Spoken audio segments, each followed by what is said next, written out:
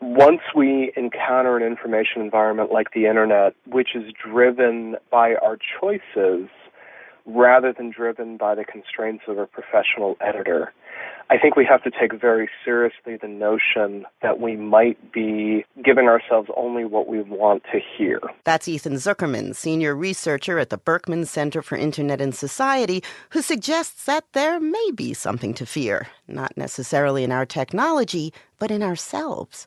Our online social circles, the wide collection of loose ties we assemble on Facebook and Twitter, can put us in the path of new ideas, but only if we want them.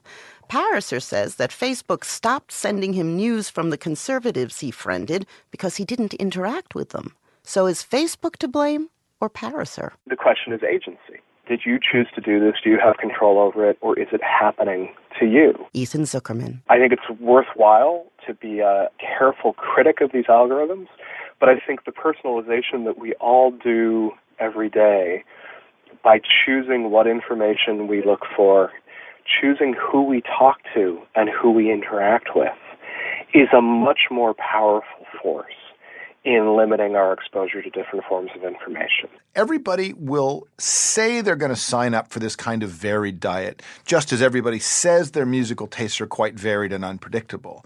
And yet when we look at what they actually do, there's a much narrower range there. Clay Shirky is a consultant, educator, and author of Cognitive Surplus, Creativity and Generosity in a Connected Age. Some of it may be because people's interests are in a narrower range. Some of it may be because people imagine that they have more time to explore the world than they actually do, right? You know, there's a handful of coast-hugging eggheads who have all the time in the world to just experience the media landscape in its full, crazy, and chaotic glory. And we think everybody ought to do like that. But, of course, everybody has a job, and most people's jobs don't involve sitting around playing around with the web to see what it's doing today. Right now, there are plenty of people at work on the problem of engineering encounters with unexpected information, of engendering what netheads call serendipity. For his part, Shirky visits group aggregation sites like Three Quarks Daily and Crooked Timber, sites with more than one editor. And that gives me a more varied media diet than essentially using my own filters against the web would do. But for the reasons he just stated, the group that seeks the ideas of people who think differently from themselves will always be small. This is, I think, the great weakness in the work being done on these kind of serendipity options, is to assume that everybody somehow deep down wants to be surprised or challenged. In fact, he says that the new media are exposing us to unwelcome information far more than back when we were limited to cable and the daily paper. The conservative and liberal blogospheres link to each other all the time, and it's degrading public discourse. Constant exposure to the idea that people disagree with you actually enrages people. So the polarization, I think, doesn't come from us cutting ourselves off from people who disagree with us, but rather from the irritation of constant exposure to the idea that there are people who disagree with us and that they are also out speaking in public just as we are. I think that the threat of polarization is there, but I think that Sunstein's diagnosis of the reasons it happened were wrong. So in a way, the cure he proposed might make the disease worse. The cure meaning greater exposure to other people's views. Exactly right. Exactly right.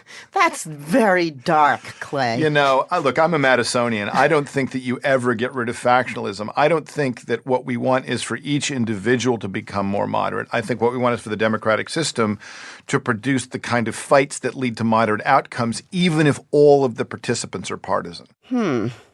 2 years ago, Lee Rainey at Pew's Internet and American Life Project soothed me with data.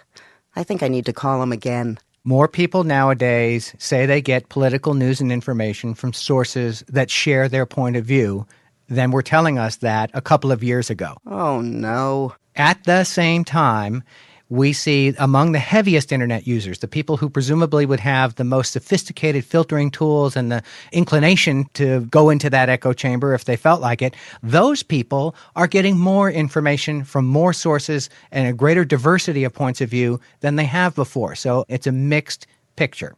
How many of those latter people are there? There are fewer of them than there used to be. We definitely know that there are fewer people now on any given day who get any kind of news. About a decade ago, it was about a tenth of the population. Now it's about a fifth of the population who say on any given day, I didn't get news from any source. Is the internet creating a situation that enables us to be and results in us being more intellectually isolated? Possibly. Brooke, I had you in mind when I drafted this battery of questions that we ran in the post-election survey we did in 2010, and it shows you what a mixed bag this situation is. So I'm just going to read you a bunch of questions and a bunch of data to show you how confused and fun this world is for us to be studying. Would you say that the internet makes it easier to connect with others who share your political views or had no impact? 54% said it's easier for me now to find people who share my point of view, and 42% said it didn't make any impact.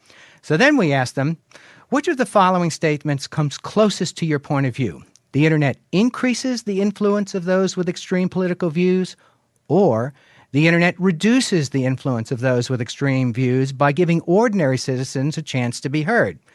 55% said it increases the influence of extreme views. 30% said it reduces the influence of extreme views, and the rest said they didn't really know. So again, people are worried about the echo chamber, particularly if it drives up the power of extreme voices. But then we asked people, do you think that the internet exposes people to a wider range of political views than they can get in the traditional news media? 61% said it increases the range of views.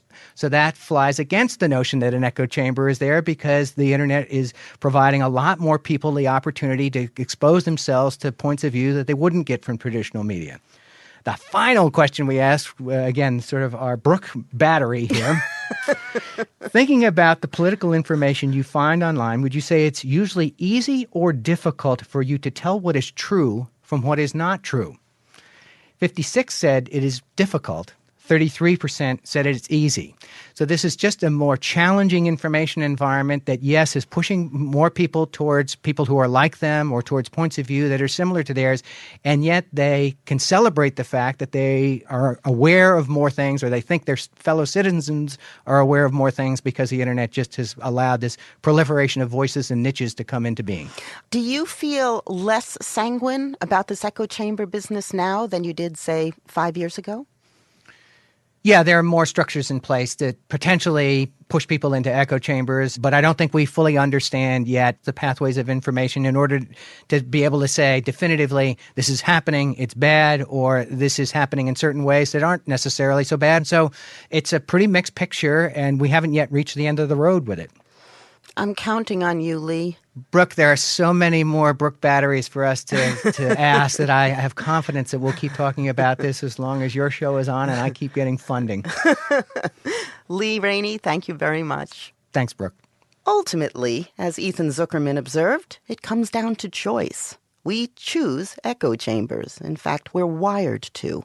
But with conscious effort regularly applied, we can defeat that impulse by adding new circuits and connections to the standard array.